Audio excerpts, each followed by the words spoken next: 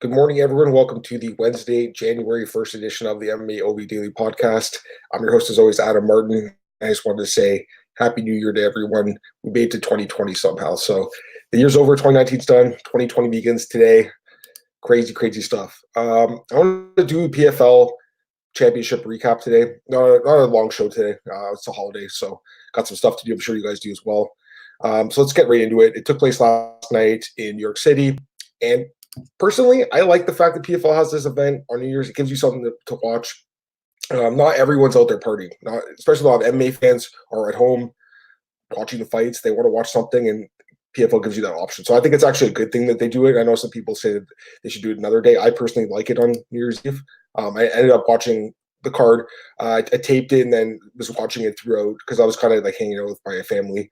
But overall, I mean, it was an okay card. Like really no big upsets. Like maybe one upset if you want to call it that. But for the most part, all the favorites won. My picks were perfect. I think a lot of people's probably were. Again, just probably one or two fights that some people were on the fence about. Let's just get right into it. Main event of the evening: Kayla Harrison defeats Larissa Pacheco via unanimous decision to win the PFL Women's Lightweight Championship. Scores were 50-43, 50-45, 50-45. No surprise here. This was a rematch. The fight took place earlier this year. Kayla Harrison is a very dominant fighter. A lot of criticism directed towards her, though, for this performance. Not a very fun fight to watch. Really shouldn't have been the main event. Like, I understand that they like Kayla Harrison. They are promoting her. They believe she's a big star. She isn't Ronda Rousey, though. And I don't think she should have been the main event. I think the Ray Cougar fight probably should have been because I think he is probably PFL's biggest star, in my opinion, anyways. I know Kayla Harrison's a great fighter, don't get me wrong, but this fight probably was better off a little bit lower on the card. And I don't think Kayla Harrison would have gotten as much criticism, but she did because the fight went 5 rounds. It wasn't exactly an entertaining fight. Larissa Pacheco was tough enough that she was able to survive, but really didn't do much else other than that. So I got to give Pacheco credit, though. Like, she is the only fighter that Harrison hasn't finished, so it's just kind of a bad style matchup.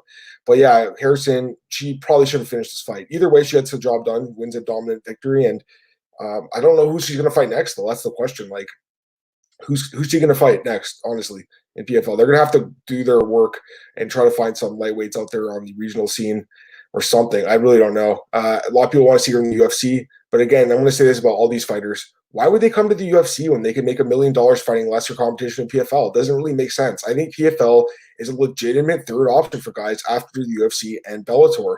And in many ways, it's a better option. Like David Michaud came in second. I'll talk about him in a second, but he came in second place in a tournament. Like he would never come close to that in the UFC. So this is actually a good option for fighters. Like to go to PFL, fight lesser competition, and win $1 million. Like you're not going to do that in the UFC. So you know, people are saying like guys like Lance Palmer. I'm going to talk about in a minute. You should go to the UFC. Should he be in the UFC? Yeah, I'd love to see Lance Palmer in the UFC. I'd love to see him fight guys like Alexander Volkanovski and Max Holloway.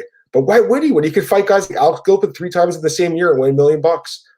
Money talks, guys. These guys are prize fighters. It's not all about what the fans want to see. It's about the fighters and how much money they can make and take the least amount of damage doing so. All right, welterweight championship, and I just talked about it a second ago. Ray Cooper, the third, defeats David Michaud via second round TKO. Another great performance by Ray Cooper. Guy's awesome. I love this guy. Another guy I'd love to see in the UFC, but again, why would he go to the UFC when he could fight in PFL and win $1 million? And for the most part, he's beating everyone. I mean, he did lose this year to John Howard. That was really a shocking loss, but otherwise, he's looked great coming off the knockout win over Chris Curtis. Now beats Dave Michaud, so he's looked really good. For Michaud, again, he wouldn't come close to sniffing the finals of a tournament in the UFC, but he made it to the end here, gets second place money. Good for him. But yeah, his body, he took some body shots here, and Cooper finished him. So great performance by Cooper once again.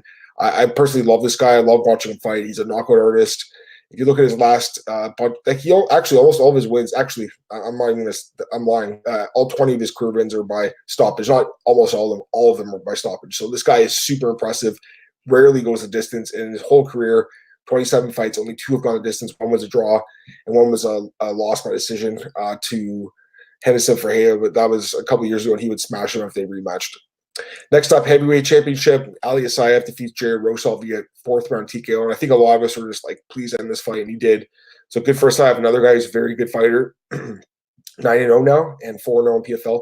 And actually 5-0 in PFL. And he defeats Rosal here, who, you know, good for him to make it to the end. But the guy is clearly a flood fighter. His chin's not very good. He's been knocked out 6 times down his career.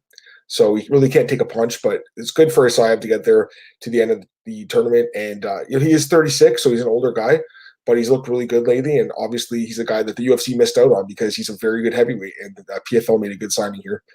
Next up, Natan Schulte defends the PFL lightweight championship, defeating Loic Radzhabov via unanimous decision, 49-44, 49-46, 48-47.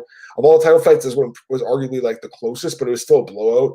Schulte once again proved he's one of the best fighters, not inside the UFC. He is an excellent fighter, and back-to-back championships in PFL. That's awesome. He's on a nice win streak right now. He actually hasn't lost since 2017, so it's been almost 3 years because it was in March 2017. Almost 3 years since his last loss. And he's not right now. He's riding a 10-fight undefeated streak. So very impressive fighter. For Radzhabov, obviously disappointing that he lost, but honestly, I don't think a lot of people expected him to get this far in the tournament. So, man, great showing by Schulte. I really like watching this guy fight. He is a really impressive fighter. Next up, Lance Palmer defeats Alex Gilpin via unanimous decision, 50-43, 50-44, 50-44. As Gilpin says, the quickest trilogy fight in MMA history. I mean, none of us really wanted to see this trilogy, but it had to happen because PFL is a limited roster. And for Lance Palmer, it was easy money. Let's be honest here, guys. There was no one picking Alex Gilpin to win this fight. And, you know, to give Gilpin credit, he did try. He had some chokes in the first couple rounds. He was trying his best, but, you know, that was never going to work against a guy like Lance Palmer. It was extremely hard to finish. He's only finished once in his whole career. I can't blame him for going that route, for going like a guillotine choke, ninja choke route, but it didn't work. And Gilpin loses for the third time in 2019 to Lance Palmer, who right now is actually riding an 11-fight win streak with back-to-back PFL championships. So he's a great fighter. I've always liked this, like Lance Palmer. I've always wanted to see him in the UFC, but he's not coming to the UFC, guys. He's staying in PFL. He's going to win another $1 million next year, most likely, because I really can't see too many people giving him problems. Light heavyweight tournament, Emiliano Sordi defeats Jordan Johnson via first-round knockout. And this was probably the hardest fight to call. I did pick Sordi, though. A lot of people were on Johnson here just based on the wrestling and the grinding ability. But I like Sordi, and this guy is on a nice roll right now. Lots of knockouts in a row. And, you know, he's just an improved fighter. He's one of these guys that PFL picked up. And he was in Bellator. He was in Dana White's Contender Series. And he didn't really show too much. But in PFL, he's really found his home. He's looked awesome. Really enjoy watching this guy fight. First fighter from Argentina to win a major championship belt in MMA. So great performance by him, getting the first round knockout over Jordan Johnson. And he was the lone underdog in the entire card to cash. And it was a small underdog. I think he was like minus 105. So barely an underdog, but he was the underdog here and the only one in the card to cash. And on the prelims, Brendan Lofton defeated David Valent via unanimous decision 30-27 across the board. No surprise here. This was a setup fight by PFL for him to win the fight. No surprise there. Brendan Lofton is a solid fighter. He'll be in that featherweight tournament next year. I think he'll probably be one of the top contenders for Lance Palmer's belt. But honestly, if I had to pick him right now, if I had to pick Palmer or Lofton, I'd pick Palmer all day. It wouldn't even be close. He's just a much better fighter. Got a question here. Marcus 3XTV. Thanks, Marcus. Do you know what the attendance and pay gate was for last night's PFL 2019 championship? I wonder how long PFL will stay in business paying out millions with low attendance and TV ratings. Okay, well, first off, I don't know. But I will say this, I completely agree with you. You're making a great point. Their TV ratings have been extremely low. Their attendance has been really low. They're giving out a lot of comp tickets. Now, here's the thing. They're investing in this thing. And even though they're losing money, they're okay with it for some reason. They're definitely doing a third season. Everyone I talk to says they're definitely doing a third season. I think I mentioned this on the podcast a few weeks ago. I went to TSN a couple weeks ago and did like a roundtable thing, and Chamakar Sandhu, he's an MMA journalist, and actually he works for PFL now. And, you know, Chamakar, he knows the inside goings of PFL because he works there. He couldn't give us too much, but he did tell us that they're planning on spending a lot of money. And he also said that the investors are going to do another year. And if they, you know, I think they have one more year with ESPN.